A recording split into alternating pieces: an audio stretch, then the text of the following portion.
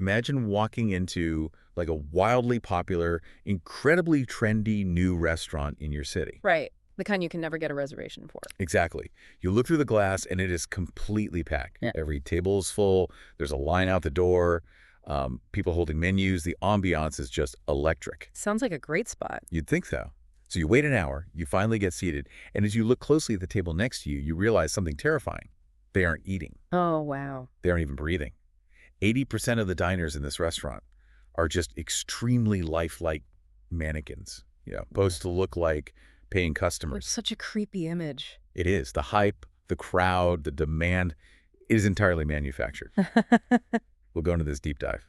Because what I just described, that is exactly what is happening in Web3 and decentralized finance right now. It's a chilling analogy, but it's really the perfect way to understand the current digital landscape. The era of blind trust in decentralized networks is ending. There is a great quote from the sources we are looking at today for you guys that sums it up perfectly. It says, "Crime doesn't pay. It just rents success for a while." Okay, let's unpack this. We've got a massive stack of sources on the desk today for you, the listener. We're talking everything from leaked manifesto drafts to technical blueprints. Which are fascinating, by the way. Super fascinating. UI wireframes for a new SaaS platform, and a freshly released, highly detailed forensic audit report. And they all point to one single system, the Denarii Orchestrator. Right. Our mission today is to help you understand how this new AI-driven truth verification engine is hunting down fake volume, exposing financial bots, and ushering in what our sources call the age of verification. Because this isn't just about crypto, is it? No, exactly. It's about how we verify reality itself in a digital world. Exactly. And to understand the solution, I mean, we first have to understand the sheer scale of the problem. The sources refer to our current state as the epistemological collapse, or the age of illusion. Decentralized networks are absolutely drowning in synthetic volume, wash trading, and, manufactured narratives. So it's basically just machines talking to machines. Exactly. We are talking about billions of data points that look like human economic activity, but are actually just creating the illusion of value. But let me pause you there, because the concept of a bot trading on a financial market isn't exactly new. I mean, Wall Street has had algorithmic high-frequency trading for decades now. Sure. Why do our sources classify this specific moment as an epistemological collapse? Well, if we connect this to the bigger picture, it really comes down to a fundamental shift in the economics of manipulation. Okay, how so? Historically, executing a sophisticated cyber attack or, manipulating a global financial market required massive resources. You needed capital, human coordination. Like a whole room of developers writing code. Right, writing specific rigid scripts. But the introduction of stochastic AI models has completely changed the game. When you say stochastic AI, you're talking about systems that use probability and randomness to generate outcomes, right? Yes, exactly. Like how a large language model doesn't just repeat a canned response, but predicts the next word to create something new every time. Precisely. A traditional bot runs a rigid script, buy X, sell Y. It's predictable. And eventually, a security system catches its pattern. Because it just repeats the same action. Exactly. But a stochastic AI model, it can generate endless, random, human-like variations of trading patterns. It has reduced the marginal cost of software manipulation to near zero. Wow. So anyone can do it. Right. A fully autonomous AI model can now execute complex, ever-changing market manipulation strategies around the clock, literally for pennies. And the old security systems just can't keep up. Not at all. Legacy blockchains rely on retrospective pattern recognition. They look for fraud after it has already happened, hunting for those old, rigid scripts. Which don't exist anymore. Exactly. In this new paradigm, that is completely obsolete. Digital trust cannot be established by software that lacks a deterministic core. What we need now is real-time, machine-to-machine trust infrastructure. I hear that, but I'm looking at the foundational premise of blockchain technology itself. The whole selling point is, well, the idea is that it's an immutable, permanent public ledger, right? Right. If every single transaction is permanently recorded and totally transparent to the public, why is it so incredibly easy to fake success? Shouldn't a transparent system be the hardest thing to manipulate? You would think so, but it's a trap of definitions. Because while the transaction itself is permanently recorded, the intent behind the transaction is not. Intent, okay. The ledger definitively records that wallet A sent 10,000 tokens to wallet B, but It doesn't record that wallet A and wallet B are owned by the exact same autonomous bot script. And the bot is designed solely to artificially inflate the trading volume. Exactly. This is a practice known as painting the tape.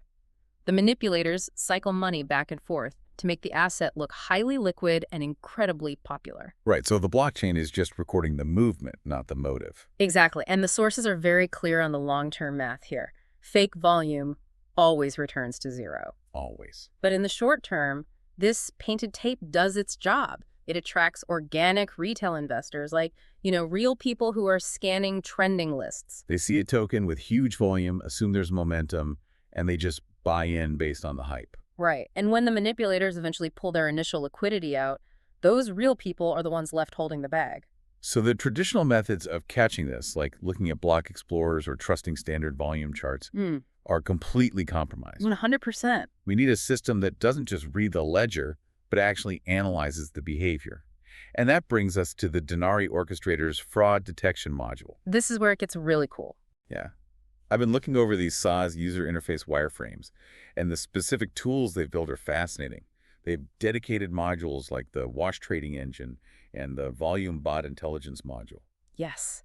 And the mechanics of how these engines detect fraud are brilliant. They aren't just scanning for high volume, they are looking for specific mathematical signatures of non-human behavior. Right. For example, the scanner uses a statistical method called Gaussian kernel density estimation. Okay, before you lose me in the math, what exactly is Gaussian kernel density estimation in, like, plain English? Think of it like generating a topographical heat map of activity. Instead of just looking at raw numbers, it smooths out the data points to show where activity is clustered over time. So it highlights the hotspots. Exactly. When the Denarii system applies this heat map to trading volumes across these networks, they find that volume bots frequently create massive density spikes, big virtual mountains, basically. Right around the $400 mark, right?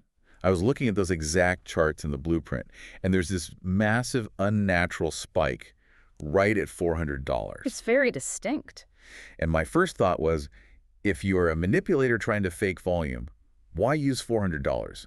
Why not cycle $1 million back and forth to make the fake volume look massive instantly? Because that's too obvious. Right. Or conversely, why not use $2 so you don't risk tying up any real capital? It's a Goldilocks zone for manipulation. You've hit on the exact constraints these bots operate under.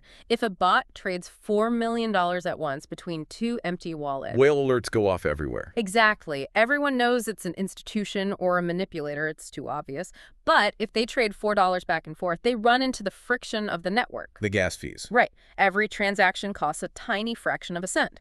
If you have to do 1 million transactions of $4 to build up your fake volume, the cumulative network costs will eat your entire operating budget. That makes perfect sense.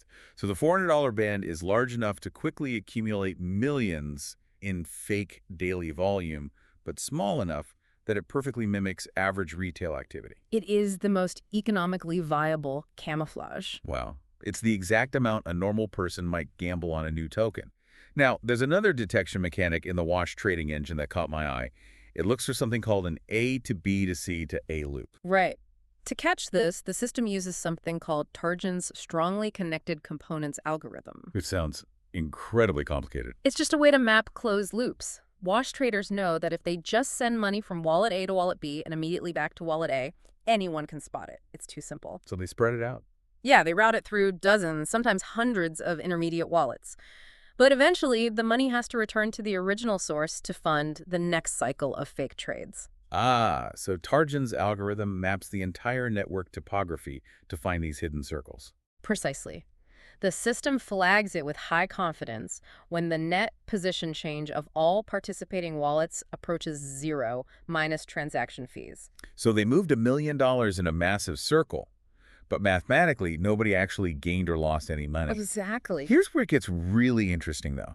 Because you look at that and think, okay, the bot makers are going to realize they are being tracked by these topography maps. Of course. What if they route their money through a legitimate, high-reputation exchange? Like, what if they send the money from wallet B to a massive centralized platform like Coinbase or Binance, wash it in their massive liquidity pools, and then withdraw it to wallet C? That's the logical next step for them. Doesn't that break the loop and completely blind Tarjan's algorithm? This raises a really important question, and it's exactly why traditional graph analytics fail. Traditional models assume something called homophily. Meaning birds of a feather flock together. Like the idea that nodes interacting with each other share similar characteristics. Exactly. If wallet A touches wallet B, traditional models assume they are related. So if wallet B touch a legitimate centralized exchange, the traditional model assumes the whole cluster is suddenly legitimate. Or it simply loses the trail in the exchange's massive, day-to-day traffic. Right. But the Denarii Orchestrator anticipates this. It uses TAS-GNN, which stands for Topology-Aware Signed Graph Neural Networks. And how does that bypass the exchange camouflage?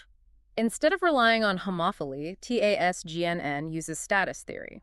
It assigns a sign, positive or negative, to every interaction. Like tagging the good guys and bad guys. Yes. It mathematically separates positive links, which represent legitimate economic interactions or high-reputation exchange routing, from negative links, which are the known fraudulent patterns. Okay, so it can see through the noise. Because TAS-GNN processes these interactions through separate message-passing channels in the neural network, it doesn't just lump them all together. It analyzes the direction and the nature of the transaction. So it can effectively look at the data and say, yes, this touched a legitimate exchange, but the structural entry and exit points match the negative behavioral signature. Exactly. It mathematically bypasses the camouflage.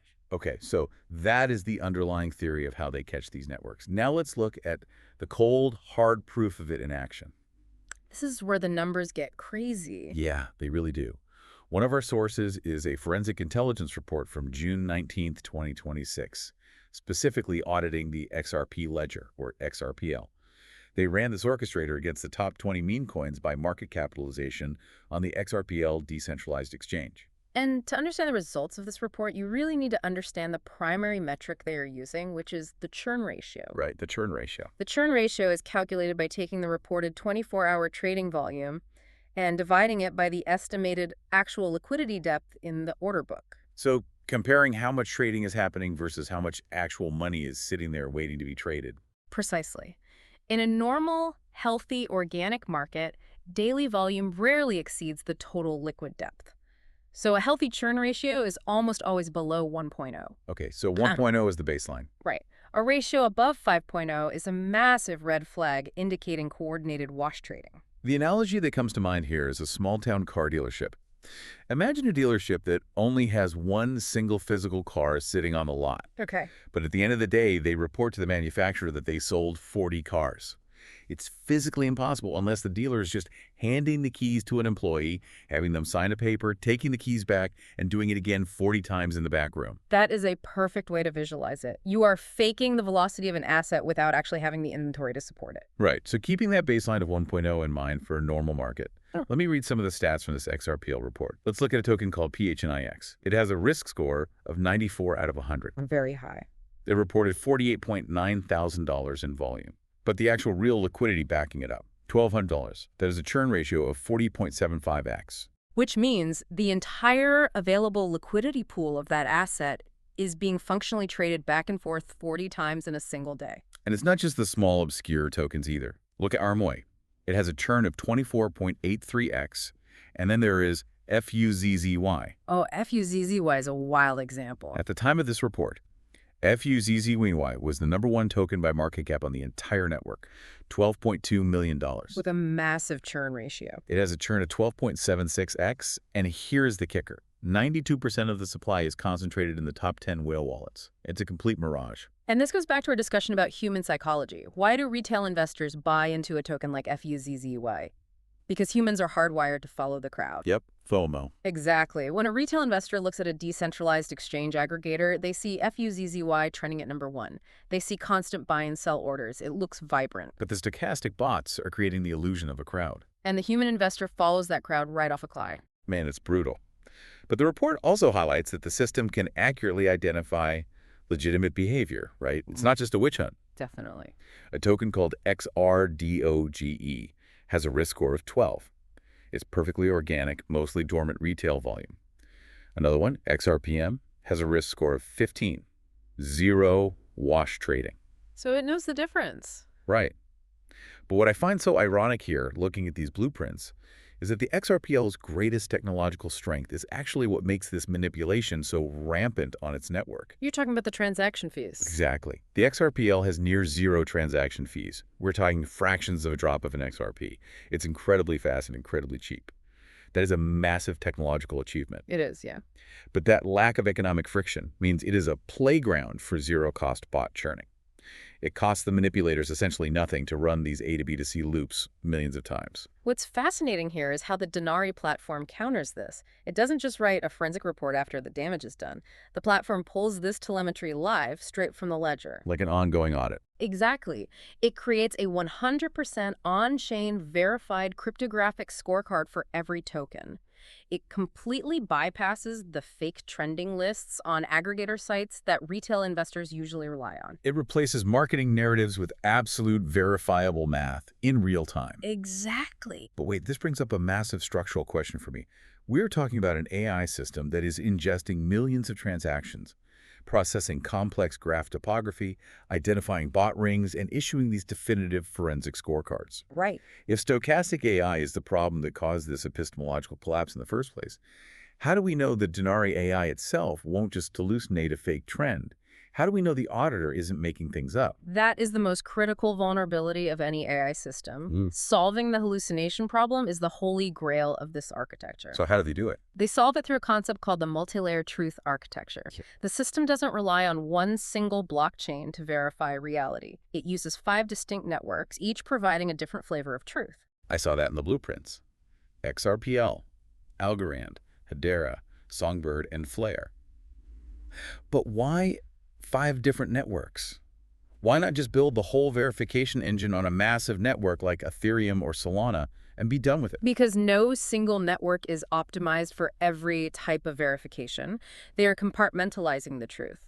XRPL provides financial settlement truth. It is incredibly fast, so it answers the question, did the money actually move? Okay, that makes sense. And what about Algorand? Algorand provides mathematical state truth. Its pure proof-of-stake mechanism makes it virtually impossible to fork, so it guarantees the cryptographic state is sound. Okay, so speed and structural security. What about the others? Hedera provides time-ordered consensus truth. Hedera uses a hashgraph algorithm rather than a traditional blockchain, which means it can provide fair, mathematically provable, microsecond timestamps for every single event. Oh, which prevents manipulators from front-running or reordering transactions to trick the AI. Precisely. Then Songbird acts as the canary network. It provides experimental behavioral truth, which is basically a sandbox to test new detection models safely. And finally, FLR. FLR provides external data truth. Right. External data, meaning data from the real world outside of the blockchain. Exactly. Blockchains are naturally isolated. They only know what happens on their own ledgers. FLR uses its FTSO, the FLR Time Series Oracle, and the FDC, the FLR Data Connector. To bridge the gap. Yes. Oracles act as secure bridges, pulling in off-chain data like real-world asset prices, exchange rates, or cross-chain events, and securely verifying them on-chain. So the AI is cross-referencing its findings across 5 global, decentralized computers. That handles the data verification, which is amazing. But what about the AI's brain itself? How do you stop a large language model from spiraling into hallucination once it starts processing all this data? They use a paradigm called state-injected harness recursion, or RAH. RAH. In traditional multi-agent AI systems, you have different AI personas talking to each other, maintaining a persistent memory. Over time, that context drifts. Yeah, we've all seen that. If one agent hallucinates a minor detail, the next agent accepts it as fact, creating a recursive hallucination amplification loop. Soon, the AI is hallucinating massive, complex fictions. Right. Anyone who has used a chatbot has seen that happen. You ask a simple question, and 10 prompts later, it's confidently inventing historical events that never took place. Exactly. To prevent this, the Denarii Orchestrator doesn't let the AI agents talk to each other endlessly. Instead, it uses a single, completely stateless core LLM wrapped in a strict external harness. Wait, stateless, meaning it doesn't remember anything. Every single time the AI takes a step or makes a calculation, its memory is completely wiped. It forgets everything. Wow. The harness then dynamically injects the necessary context back into the AI using strictly controlled, non-parametric memory files. But how does it know what to do if its memory is wiped every few seconds? Because the harness loads specific files for that exact microsecond. It loads a file called clawde.md, which contains the absolute behavioral rules it must follow. Okay. It loads skill.md, which contains the specific mathematical expertise needed for that exact analytical step. And it loads memory.md, which contains only the verified learnings from the previous steps. So basically, instead of letting the AI daydream and wander off track, you wipe its memory clean every single time, wake it up, and hand it a fresh clipboard that says, here are your strict instructions, here is the exact skill you need right now, and here are the verified facts. That is exactly how it works. It's brilliant. But there is one final crucial safeguard. What's that? Before any new observation or decision made by the AI is allowed to be written into that memory.md file, it must pass through the truth verification layer. Oh, so it double-checks its own work. Every output the AI generates is automatically audited against the on-chain consensus state and the off-chain FLR Oracle data. If the AI claims a token is wash trading, the verification layer checks the cryptographic proof across those 5 networks. And if it fails? If it fails, if the AI is hallucinating, the state transition is blocked immediately. So it catches the lie before it becomes a memory. Exactly. An automated system called OpenSRE Auto-Healing runs a correction sequence, fixes the contradiction based on the verifiable math, and only then is the corrected fact saved to memory. The AI literally cannot commit a lie to its own memory. Man, that is incredible. Okay, we have covered a massive amount of ground today. We've gone from the epistemological collapse of digital trust driven by stochastic AI to spotting Gaussian KDE bot spikes to analyzing the churn ratio of XRPL meme coins, all the way to state-injected harness recursion. It's a lot to process. It really is. So what does this all mean for you, the listener? What is the core takeaway from this stack of blueprints and forensic audits? Ultimately, it means the market is actively learning to separate signal from noise. Yes. For the last few years, hype, marketing, and artificial bot volume could build a billion-dollar illusion. But as these verification engines come online, transparency is no longer going to be optional. It is becoming unavoidable. And that presents a profound opportunity. As the sources note, smart capital moves before panic. That's a great point. The majority of the market is still trading based on the mannequins in the restaurant, right? They are chasing trending lists and volume metrics that we now know are mathematically synthetic. Your opportunity is to position yourself early. To build conviction before consensus. Exactly. If you base your decisions on verifiable truth rather than hype, you are standing on solid ground while the illusions inevitably collapse around you. I want to leave you with a final lingering question to mull over. Today, we are looking at how this multi-layered AI-driven truth verification architecture is being used to audit blockchain ledgers, catch financial bots, and expose fake market volume. But look at the trajectory of our society. Right. Our entire lives, our conversations, the media we consume, the images we see, the news we read, is all becoming digital data points. That's all data. How long until a truth verification engine, exactly like the Denarii Orchestrator, is required not just for crypto tokens, but to audit the videos we watch, the news we read, or the shared reality we inhabit? That's a huge question. We are entering an era where code is louder than promises. So what happens when the code is advanced enough to audit us? It makes you wonder, next time you walk up to a crowded restaurant, how closely are you going to look through the glass to see who is actually breathing? Thanks for joining us on this deep dive. We'll catch you next time. So imagine you're walking down this bustling, wealthy city street. Skyscraper windows are gleaming, neon signs are flashing, and you see crowds of people rushing in and out of these massive banks and retail stores. Right, the undisputed center of the financial universe. Exactly. But then you trip and you lean your shoulder against one of those massive marble bank columns just to catch your balance, and the column completely gives way. Oh, wow. Yeah, it just falls right over. You look closer at the concrete and you realize it's just painted plywood. Right. The entire street, the whole city, it's literally a Hollywood movie set. It's structurally designed to look like a thriving economy, but there's absolutely nothing behind the facades. Right. And that painted plywood is essentially the Web3 and decentralized finance economy we've been living in for the past few years. We've basically been living in an age of illusion. Well, it's a beautifully constructed illusion, but it only survives as long as nobody actually tests the walls. The moment you apply any real weight, the whole structure disintegrates. Which brings us to today's deep dive. Because based on a massive stack of leaked documents we're looking at today, the bulldozers have finally arrived. We are entering what the sources call the verification economy. Yeah, this is a really fundamental shift. We're talking about a world where fake volume, Bot-driven hype and empty liquidity are suddenly being mathematically exposed, like in real time, for anyone to see. And we have so much ground to cover for you today. We are unpacking confidential architectural slides for a concept called autonomous capital.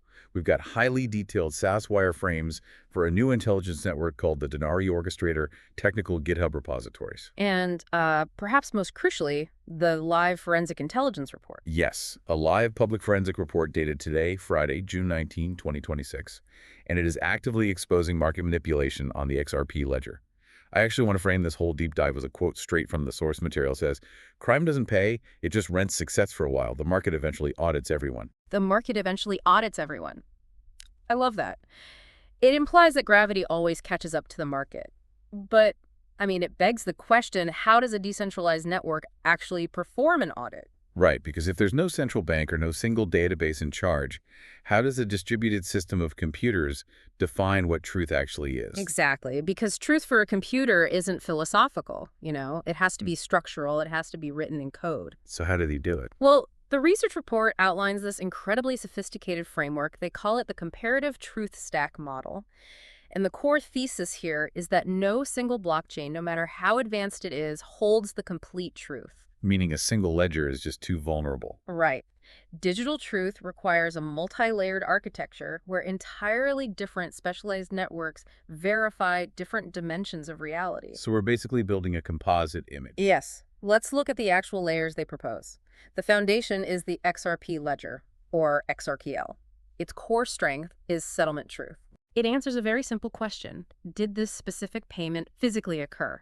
And it settles transactions with 3 to 5 second finality. So it's basically the actual movement of the money itself. Yeah, exactly. But just moving money isn't enough to establish trust, right? Yeah. So you layer in Algorand, which specializes in cryptographic state truth. Cryptographic state truth, what does that actually mean? The report notes that Algorand uses something called pure proof of stake and cryptographic sortition. Sortition? Yeah. Simply put, sortition is a secret mathematical lottery. The network randomly and silently selects a computer to propose the next block of data. And because the selection is computationally random and totally secret until the exact millisecond it happens, a hacker has absolutely no idea who to target or bribe. Oh, wow. So XRPL handles the physical handoff of the cash, and Algorand mathematically locks the state of the system so it literally can't be tampered with. Precisely. It provides absolute mathematical certainty. But then we bring in Hedera Hashgraph to provide temporal truth. Temporal meaning time, right? Right. Hedera doesn't even use a standard blockchain. It uses a protocol called gossip about gossip. Gossip about gossip. That sounds like high school. It kind of is. Imagine a rumor spreading at a massive party. One person tells 2 people, they tell 4, and then they tell 8. Hedera computers chatter exactly like this, but they also record who told them the information and when. So it weaves this massive, unforgeable web of timestamps. Exactly. It verifies exactly when an event happened, down to the fraction of a second. Which stops bad actors from, say, front-running trades or manipulating the sequence of events. Right. Next up is Songbird, which acts as experimental truth. Songbird is what they call a canary network. Like a canary in a coal mine. Exactly. Before you deploy a massive financial application, you deploy it on Songbird. It allows the network to observe how human beings and economic incentives actually behave under real-world stress. So it's a dress rehearsal, but with real money, to see if the economics actually hold up before you roll it out widely. You got it. And finally, the critical bridge to the outside world is the FLR network. FLR provides external or oracle truth. Because a blockchain is blind to the outside world, right? Exactly. It doesn't know the price of gold or who won an election or what the weather is. So FLR uses its native FTSO system, which stands for FLR Time Series Oracle, to pull off-chain reality onto the blockchain. How does it do that without just trusting one guy with a thermometer? It aggregates data from dozens of independent providers, tosses out the outliers, and rewards the most accurate, meaning there is no single centralized data feed that can be corrupted. Okay, if I'm understanding this correctly, it's like a massive bank vault that requires multiple distinct keys turned at the exact same time. Like the XRPL turns the settlement key, Algorand turns the cryptography key, Hedera turns the timestamp key, and FLR turns the external data key. Yes. So if a thief manages to pick one lock, the door still doesn't open. That is a highly accurate way to visualize it. You are forcing the attacker to break entirely different fields of computer science simultaneously. I mean, I get the security benefit, but this fragmented stack seems incredibly complex. If I'm an engineer looking at legacy tech like traditional banking servers or cloud databases, it's all under one roof. It's so much simpler. Why go through the headache of this intricate web of intersecting blockchains? Well, the architectural slides actually address that exact friction. They point to what they call the epistemological collapse of generic systems. The epistemological collapse. Okay, what does that actually mean in practical terms? It means we are living in a post-AI world, and the old rules of cybersecurity have fundamentally broken down. Artificial intelligence has reduced the marginal cost of a cyber attack to almost zero. Wait, really? Yeah. The slides highlight a specific threat model called Mythos. Mythos is a fully autonomous AI agent. Recently, it was unleashed on a 17-year-old zero-day vulnerability in FreeBSD. And FreeBSD is a foundational operating system used all over the internet, right?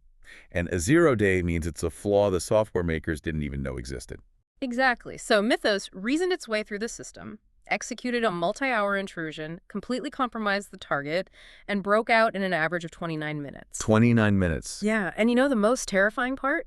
The compute cost to run that AI attack was less than $20,000. So basically, AI has made sophisticated hacking so incredibly cheap and fast that relying on a single security system is basically financial suicide.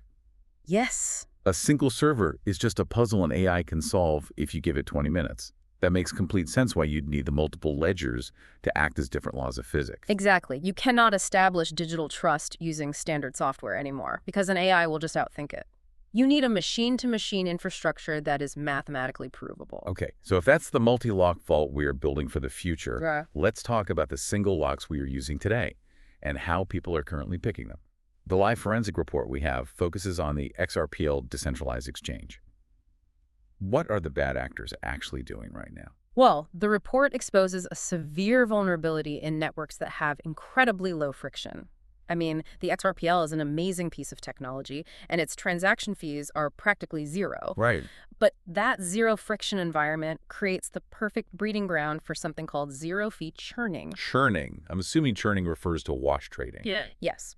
In traditional markets, or even on a network like Ethereum, wash trading, which is trading an asset back and forth to yourself to create fake volume, is expensive. You pay transaction fees every single time, which eventually bleeds your capital dry. Right. It costs money to fake it. Exactly.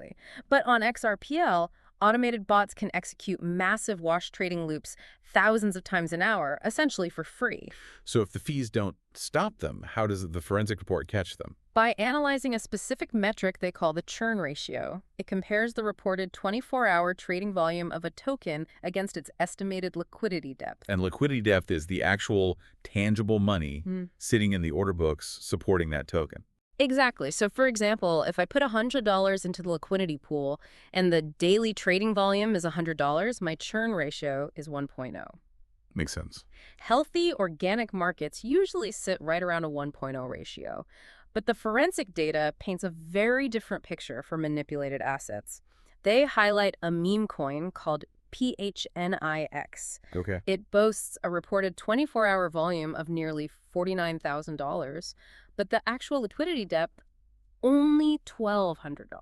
Wait, so the token's entire available money supply is turning over 40 times a day? Exactly. Its churn ratio is 40.75. So the forensic engine assigns it a 94 out of 100 risk score. I mean, it's pure automated wash trading designed to make the token look highly liquid and wildly popular. It's the oldest trick in the book. It's like a restaurant owner hiring 3 people to continuously swap jackets, walk out the back door, and walk back in the front door. Yes. Anyone driving by, the restaurant looks incredibly popular, but it's just a mirage designed to trick real customers into lining up and spending their actual money. That's exactly it.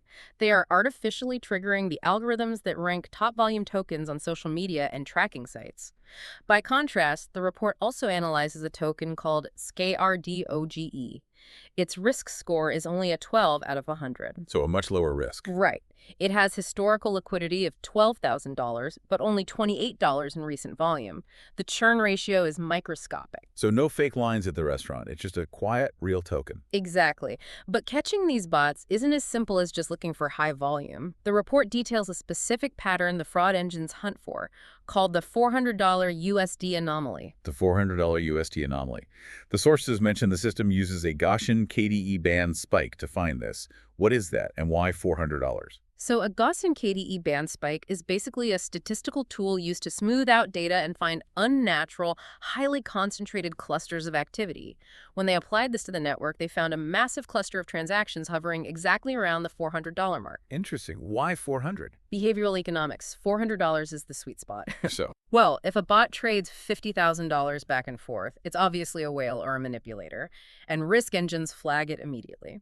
If the bot trades $1, it takes way too long to generate any meaningful volume. But a synchronized swarm of bots rapidly executing $400 trades, that perfectly mimics average retail activity. It blends right into the background noise of regular users buying and selling. that is so sneaky. But if these bots are perfectly blending in with human $400 trades, how on earth do you spot them without accidentally banning real people? Yeah. I mean, if they are moving money from wallet A to wallet B to wallet C and back to A, it just looks like normal traffic. Right, and that is the exact problem the Denarii Orchestrator was built to solve. Yep. The Orchestrator isn't just a dashboard, it's a real-time AI financial integrity observatory. To catch those complex, multi-wallet shell games, it uses TASGNN, which stands for Topology-Aware Signed Graph Neural Networks, alongside Louvain Community Modularity. Yeah, we are definitely going to need the plain English translation for that. Fair enough. Let's use a high school cafeteria analogy. Imagine you are trying to figure out who the distinct friend groups are. You could interview everyone individually, which takes forever.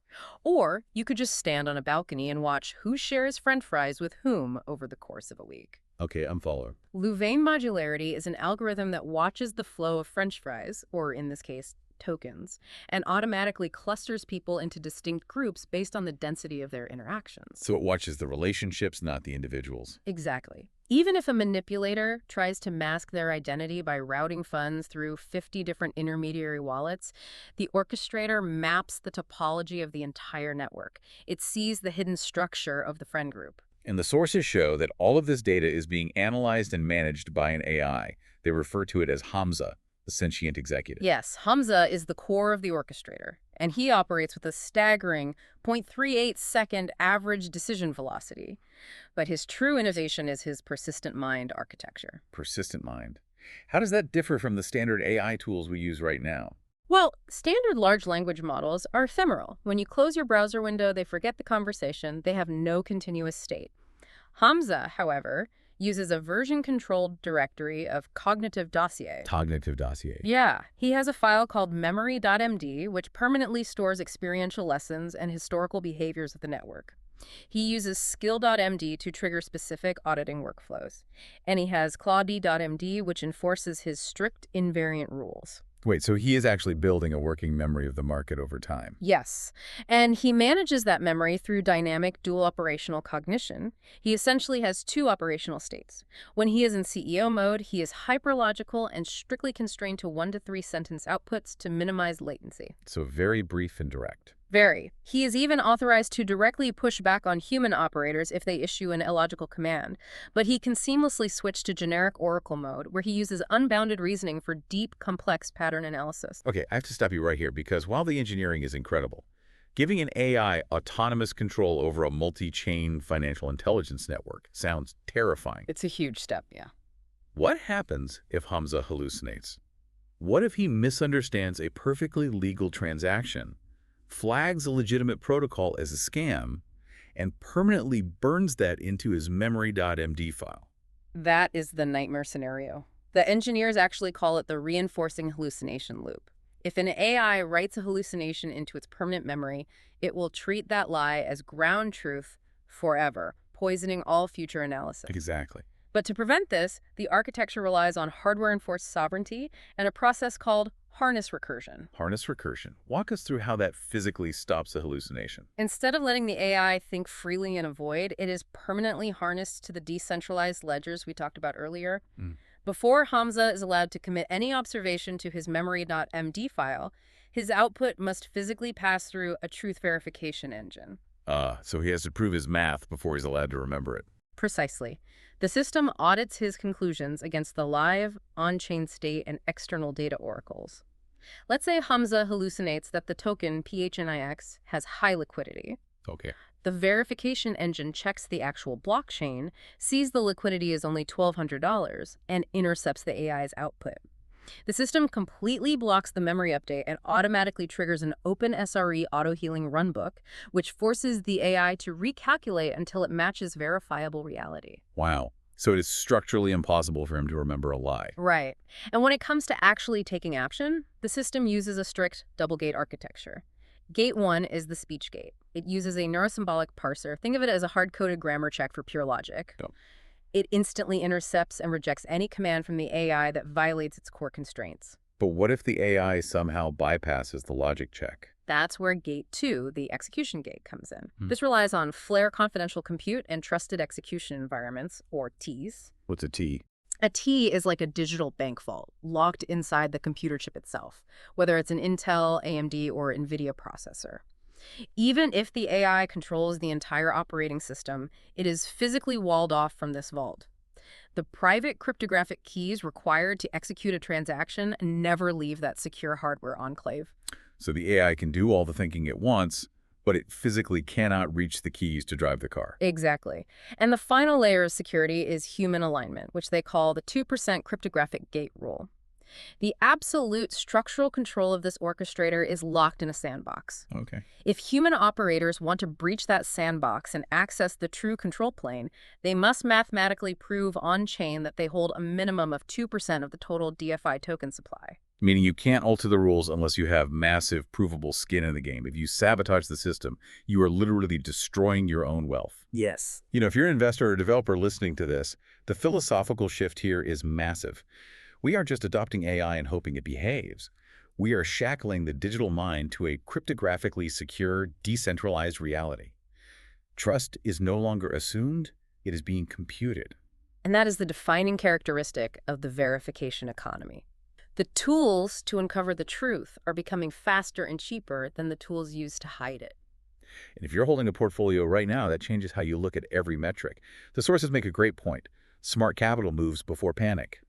The era of relying on noisy PR, influencer hype, and rented success is over. It really is. The fake walls of the movie set are coming down, and the market is going to aggressively reward those who build transparently and penalize those who don't. Which leaves us with a really fascinating dynamic to consider moving forward. Oh. Yeah, if we are entering an era where decentralized ledgers and AI watchdogs can instantly, mathematically expose fake metrics, wash trading, and hollow narratives, what happens to the traditional concept of marketing? Will we soon live in a business landscape where it is literally impossible to spin a bad product because the verifiable, unalterable truth of its performance is available in real time to everyone with total accuracy? That is a reality check the market desperately needs. It's something to definitely think about.